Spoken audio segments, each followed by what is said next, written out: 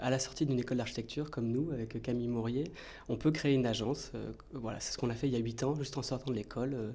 Un an à peine après être sorti de l'école, on a créé le bureau Phase B.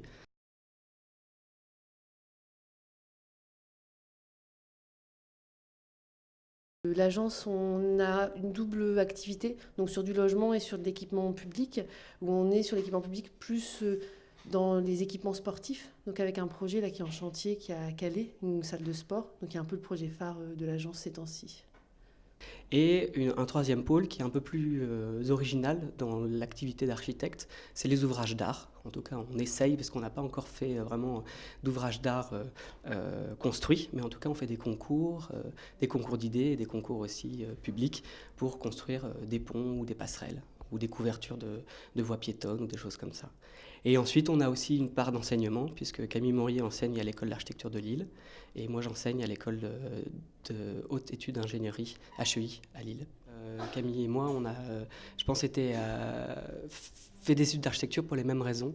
C'était vraiment un intérêt pour beaucoup de matières, pour une transversalité de la pensée. Comme Camille, moi, j'avais pas envie de choisir entre des sciences, entre de la philosophie ou du dessin. J'aimais tout, j'aimais le cursus général, et j'ai choisi avant tout des études et pas un métier.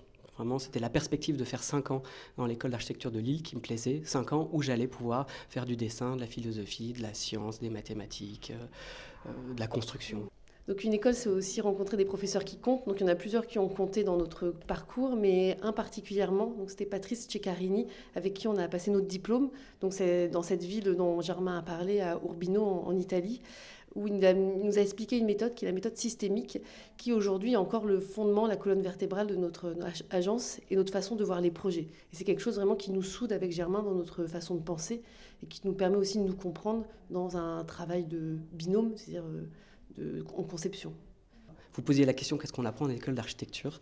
Une petite boutade qui pourrait dire rien et à la fois tout. Je pense qu'on apprend surtout une façon de penser et de faire des liens entre justement la sociologie, les mathématiques, la géométrie. Enfin là j'exagère un peu, mais c'est vraiment l'idée, je pense, de l'enseignement. Et on apprend, je pense, à penser la complexité. Et finalement, le monde aujourd'hui dans lequel nous on travaille et on construit des bâtiments, c'est un monde qui est à la fois sociologique, à la fois politique, qui a une réalité constructive, de matière, d'économie. Voilà. Et on construit là-dedans et on apprend à penser ça. Et je pense que c'est vraiment ce qui nous stimule, ce qui est stimulant aux études et ce qui est aujourd'hui stimulant dans la pratique.